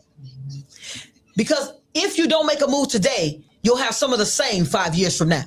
Because today you are a culmination of all your yesterdays. And it's a firm fact, not fiction, that the people you surround yourself with, you become more like them. I'm going to use, for instance, I'm about to shout out a friend and tell on a friend. So Sharice Sloan.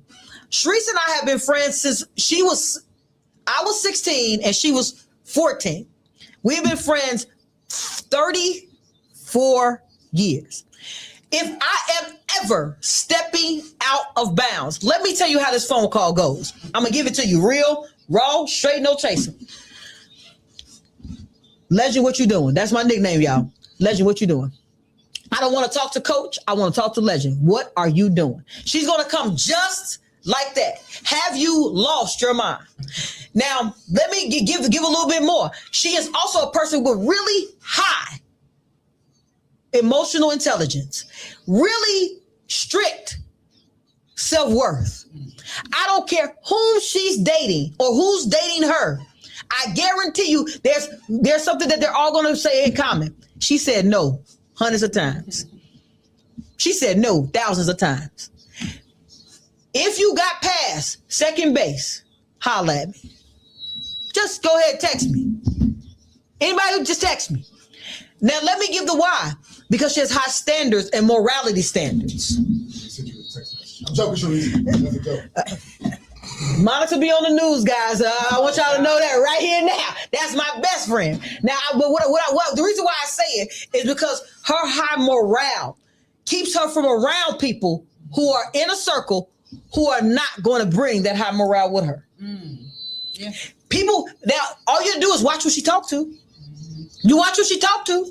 You watch who she stay away from. You'll know why. Because that's how she holds herself. The second that she sees me even thinking of falling off, Sinatra, I love that song again. We're gonna play that later on. Never gonna fall off again. I play it every day. I fell off for like 4 months. I had a whole fall off path, and I did for 4 months. I was unfocused. I wasn't taking care of my business. And Sharice called me on the phone. What's up? That's how the call goes. What's up? Get your beep, beep, beep, beep, beep. If y'all know Sharice, beep, beep, beep, beep, beep together. Then I found Sinatra's song and was playing it. I play it every day. Am I back on? 100,000%. But the whole point was, as a friend, she called a friend out. That's right. That's the people you want in your circle. That's right. That's who you want in your circle. You want a friend to call you out. I said, you're not calling me out. You're holding me accountable to who I am and who I am propelling to be. If you're not holding me accountable, you're in the wrong. You're not in my circle. So we need to make sure that we vet out the people we talk to on an everyday basis. Are you vetting them out? Are you making sure this is the people you want in your circle? And if they not, are you stepping away? Courage, discipline is what we're talking about. Yeah. Because if your discipline is about self-love as opposed to self-hate, you're going to weed yourself away from people that don't have good intentions in them for you, for themselves, because you'll see it in them before it ever gets to you. You're right. You said a word. You see it. That discernment, you know. Do you see it? Yes. I mean, when you see somebody, you can be like, all right, they ain't moving my way. They ain't moving the way I want to. Yeah. Do we still hang out with them, or do we be like, nah? I'm a nah type of person. I don't drink, guys. I don't drink or smoke. There was some events that were happening. Now, let me tell you what Shri said. This my buddy. She's like, they're going to be smoking. Get there early so you can do what you got to do and leave. Mm-hmm. I get there real early and leave. Because she's going to stop you from doing who you don't want to be. That's my buddy. That's right. You my friend to the end because she's going to stop me every time.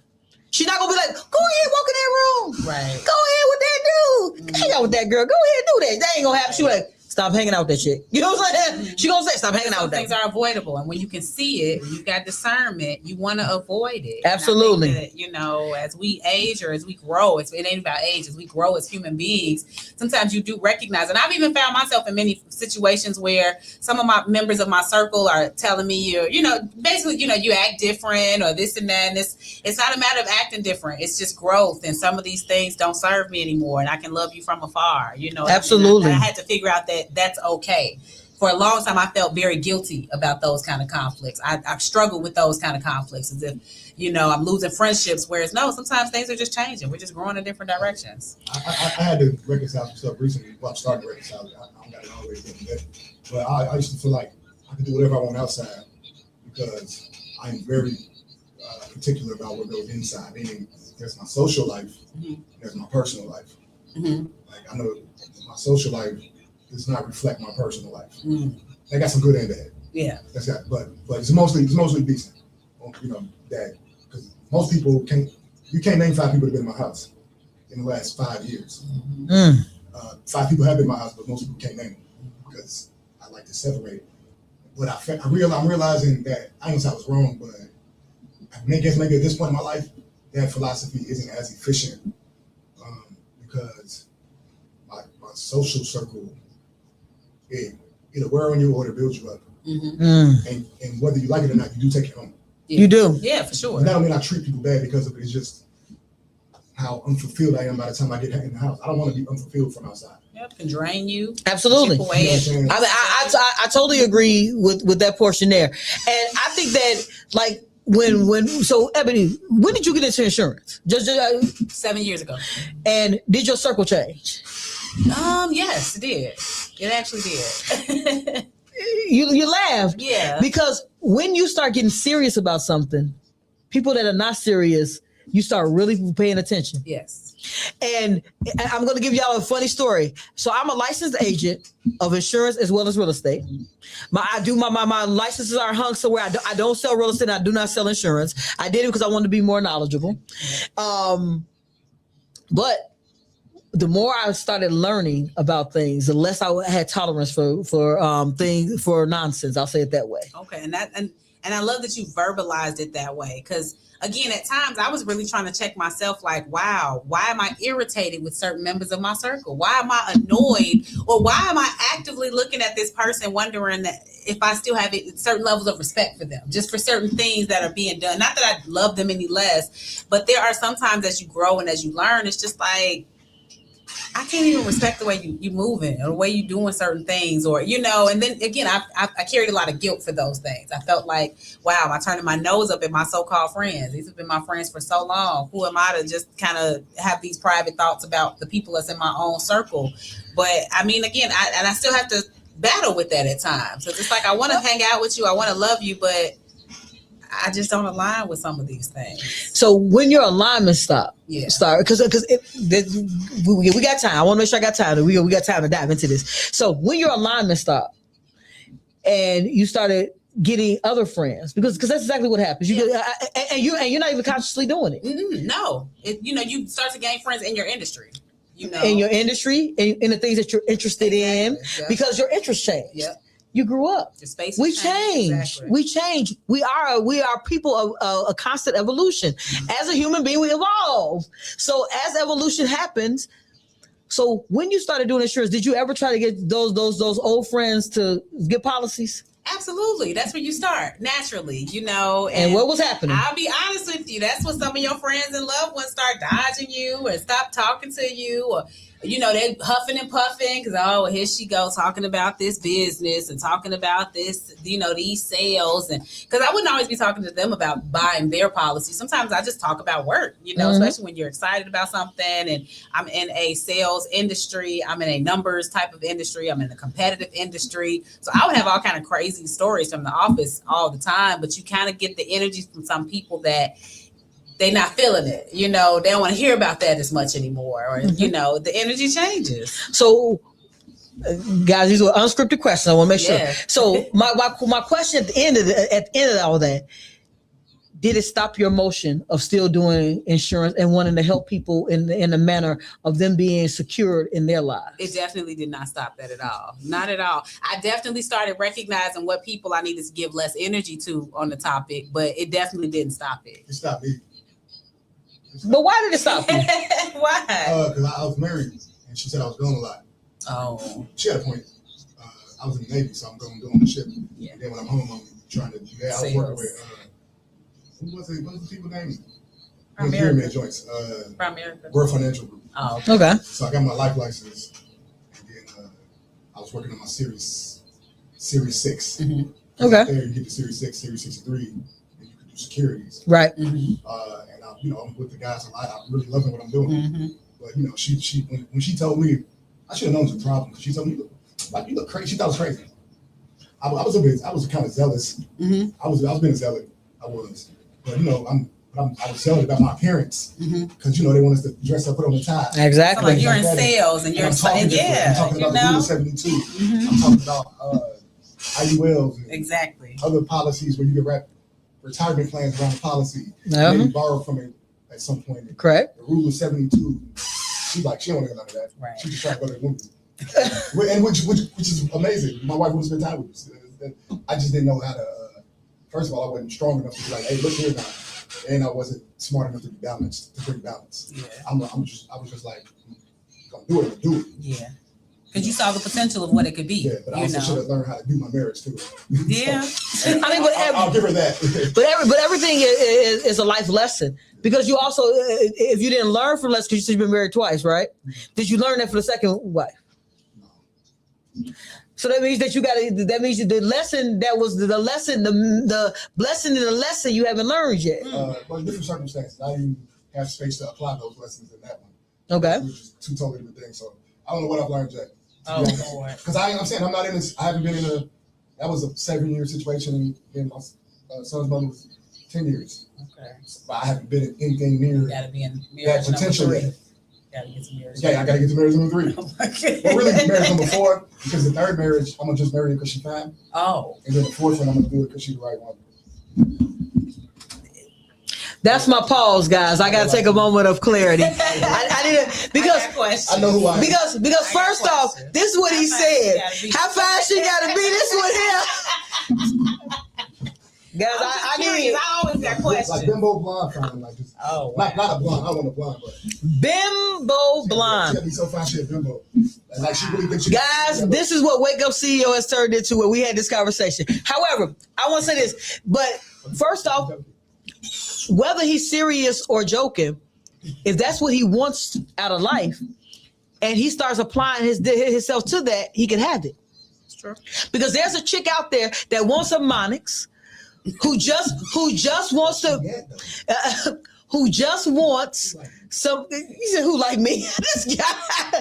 I said this. He can find whoever he wants out there as soon as he's who he needs to be to get her. Because she might be bimbo fine. I'm quoting Monix. Right. Just quoting Monix. Because I still don't even know what that means. I said this. You can have somebody who, because usually I mean bimbo means that she doesn't have any good sense. That's all my good. She got and she's just cute. She's just fine. Beauty. Okay. All beauty, no brains. Okay. So all beauty, no brains. Wow. There are many women out there who have those qualities. Or will dumb themselves down to get whatever he's offering. Yeah. Because he's got to be offering something that makes her want to be the person that he's looking for. Middle class high value.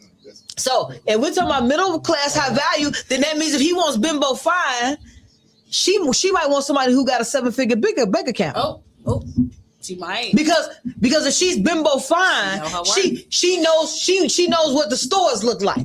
She knows what the mall look like. She want to make sure she's shopping, getting those $5,000 bags. Right. I'm happy that I know that there's a middle class version of bimbo fine. Okay, so they will shop at Fresh. Okay, if that's what you're looking for. Now I'm gonna say this for myself. When I met my wife, I was looking for someone who understood that I was growing and that I could afford whatever I wanted, but I didn't want to spend all my money. Mm-hmm. I gave my wife a black card, left her in a store, went around the mall, and came back. She had bought one pair of pants. 18 years in. 18 years in. Don't villainize the women who may have found some other options and other items to buy. No, I'm not, Ebony, I'm not saying that. Being great, don't villainize nobody. No, I'm not at all. Because let me tell you, because let me put this in. 18 years later, depends on what the other items. 18 years later, my wife, we were talking about the shirts for our upcoming event. She's like, can we find 5 shirts for a lower price? Okay. Yeah. She's still that way. She's still that way. I had one of those. I used to leave a woman, when I had my 2-week trips when I was with the SEALs, we go do our training or whatever. I leave over like $500, 2 weeks, tank full of gas, whatever. I come back, the car, she got it on the full tank. It's food cooking. Somehow she got me a gift. She got about $350 left, trying to give it back to me. Oh, wow. Why didn't I keep her? But now I'm questioning, can't these women or any woman be a good woman even if she likes to spend a little? Like, let's absolutely. Because again, we know what y'all want. We know what the men or just the people want. Maybe not just what you need, exactly. But if she's supplying what your actual desires are, and her personal desires happens to include financial stability, not limited to, of course. But come on with that. You know, I just feel right. You know, we're being honest, and she's of course fulfilling what everything desires and not needs. Whether she's a bimbo or what. I mean, a sufficient man doesn't need a woman, and you know what I mean. That's crazy because I need what I'm sexually attracted to. I gotta have it. I can't. It don't jerk itself. Excuse my language. I'm just saying. Oh my God. I'm saying these things I'm make speaking in a broader spectrum, I guess, over when I'm thinking about. I don't need her for sustenance. You don't need her for it don't mean nothing mental without stimulation balance. or any of that. No, I said I need her for. I said I don't need her for sustenance. I can cook myself all of that, but I would like for her to do it because I feel loved. And I definitely need to again, my point is just that, you know, I like that. When you're highlighting like, oh, she didn't spend no money. Like, I get that as a highlight, but it's like, why is that a highlight? No, but I also will say this. So that's our highlight. But I'll say this. But at the time, it was for me. It was because I was used to very high maintenance women, who, if I gave my black card to, I was going to have to spend my next whole check on it. And back then, I was making about $10,000 every 2 weeks. So. I always have been a high earner, so I didn't have a problem with the money. The thing was that she was more concerned about me spending money and making sure that I was utilizing my money wisely. That, of course, yes, she was frugal, and it wasn't just frugal. She respects money. She respects it. All of that. That's the thing. So, but if she had bought a $5,000 bag, would I have stopped?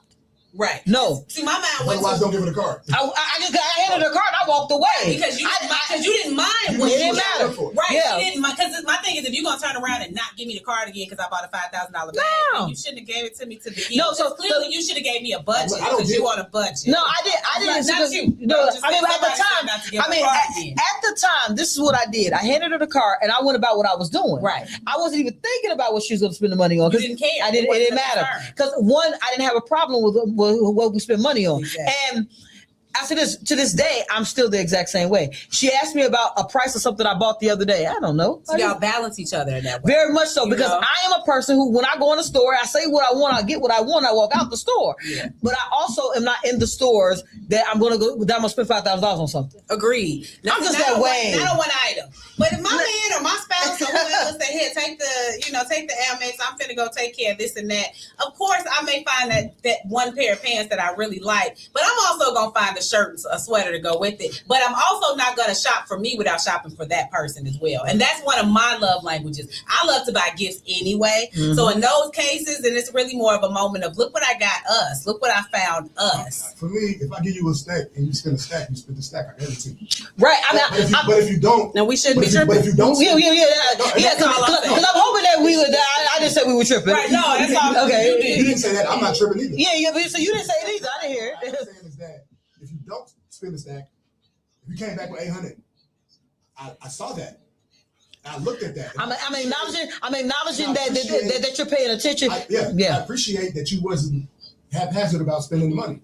I'm not taking it or back you appreciate that she just didn't need anything at that time. Because if you give her that stack 2 weeks from now, she might spend it all. You know what I'm saying? At that moment, she didn't need nothing. There are people who do need a few things, but they still kind of apprehensive about it. You don't have to be, but I appreciate if you are. Because at least what that shows me is that you were considerate, and I like that. Because I'm probably going to make you spend it. Okay, because I'm like, now we're going to really discuss balance. Because now we also talk about that. Now we're going to talk about that self-love. If I actually have needs, and I'm with a man who cares enough about my needs that he hand me $1,000 and walks away, I'm gonna take care of my needs. I'm not gonna hand you that $1,000 back to impress you. Like, but you're saying like, but if you got needs, there are people who are so considerate they may not spend it. Yeah. Is that consideration or is that a form of self-hate? That's self-hate. That's to me, that's self-hate. Because that's a form of but she has needs that she needs to spend the money on, and she's saying she didn't. And it's mostly at the end of the day to impress the person who gave it, because I want to be able to give it back to them and show them I didn't spend it. That's all I'm saying. I was trying to get to the root of that. Like self-hate is strong. You might just be, somebody gave me some money before, and I was kind of apprehensive about spending it all. I was apprehensive. I damn sure didn't hate myself. For certain, it didn't hate. I mean, it's not making it personal. We're speaking in general. No, I'm saying self-hate. Even general self-hate is strong. It is strong. It is strong. But if I'm going to ignore my needs to appease your opinion, that's self-hate. It's not self-hate. I can't tell you what it is for you. But like, I wouldn't preach that because I personally appreciate somebody who's a little humble about those kinds of things. I'm gonna make you. But I'm one of these people who I want to me to the look it up online. I mean, we can look up in a dictionary. That's not what it means to be homeless. Well, I said this to me. Wait, lady and Jen. So we had 0 minutes. We already over time, but we gonna say a couple more things and we're gonna get out of here, guys. This was an awesome show. Love the fact that Monix gave us another opinion. It came from another perspective, and Ebony always is gonna come in here with and elevate and give some uncensored information about insurance. And we were talking about insuring our lives and insuring our minds and ensuring that we stay disciplined of our growth. I'll say this, when it comes to when your needs need to be met. And for me in a relationship, if you cannot meet someone's needs, and you guys are not working together for that to start happening, I think that we're in a relationship for two different reasons. Agreed. I'm one of these people that I got to be honest. There was a time when I was homeless and sleeping on my sister-in-law's couch. I had this whole conversation. It's in my first book. Y'all can check the book out. Forest and Fire. I was sleeping on the couch. During that time, I didn't even want to. One more time, I told y'all how I feel about being one with another individual. I didn't even want to be one with another individual because I felt I wasn't holding up my end of the bargain. You feel unworthy to an extent. That's how I felt. That goes to that. I felt I wasn't worthy to be sharing space and time, and I didn't have my stuff together. However, let's tell you how quick I got myself together. 14 months later, I was making $63 an hour. 14 months. I was so, because if you are so hard on yourself, the world is not hard, can't be hard to you. So when people have conversations about me liking women or me being black, me being female, all those things, I put all that to a grain of salt because I'm so hard on me being so disciplined on my growth that what you say to me don't mean nothing. But to what you were saying about your needs being met. If you have needs and you were talking to your significant other or a person that you're associating with, and they are giving you something for your needs, I'm applauding the person for giving it. And I'm expecting you to use it for that. Now, let's say you don't. Let's say you only do half your needs. You're like, I still want to go spend some money. And then you come back to me a month now. Well, I really didn't pay my rent with that. Now, I'm going in my mind. I'm like, okay, you're irresponsible. And then I have to determine if we still hold the same type of space. Right. Yeah. So for me, because that's insane. And there are people that do that. Yeah, that's people that do that. People say, well, I want to do this, and you give them the money for that, and that's not what they do at all. Yeah. But it goes to, are you disciplined enough to want to grow? Are you disciplined enough to want to do the things that are necessary for your life to be the way you want it to be? And are you looking for a partner to do the same? Because if that's what you're looking for in life, then you need to be the person that attracts that to your life. That's right. So if there's anything that you guys so the whole point of our whole show today was to be disciplined enough with you to get what you want. That's all that's about, CEOs. So y'all know I've never been over, but this was such a great conversation, and Monica just added that extra level of flavor to the conversation. But I want you guys, as CEOs, to be more aligned with you. Be more disciplined with yourself in a way that you are getting what you want out of life, because that's what the discipline is for. Don't take away something out your life that you really want. That's what we were talking about, is about self-hate. Don't think that when you fall off of something that you're doing, don't be so hard on yourself where I'm not going to do that again. Learn from it, grow from it, and continue on. And be the best version of you. Until next week, right here on Wake Up CEO, where I will have the pleasure to have my co-host of the week will be Jay Baby, where we'll be talking about boss. Man, y'all better get that boss mindset. It's going to be right here. And until next time, I want y'all to be up, out, and moving to the greatness we all know lies within who? You. See y'all next week, right here on Wake Up CEO. Check in the bio for how to check the links below for how to get in touch with Ebony. And we're going to drop Monix's information down there. And do not forget to tune in on Monix Mondays right here on My Radio Chicago. Is it from 7 to 9? 7 to 9, right here. 7 to 9, Monday through Friday. Monday through Friday. You have the social experience. You got Shop Talk 7. And if y'all want to hear more about those actual tidbits information. Monica's a very intelligent, highly, guys, I don't want you guys to get lost in the conversation. The conversation is necessary because if we do not speak about it, we can't be about what we don't want to see again. And we don't want to, if he doesn't want that life, he can't speak upon where he wants to go if he doesn't say that's where he wants to be. So y'all get locked in Mondays right here, 7 to 9. Lock in. My Radio Chicago. Support District Radio, /Chicago.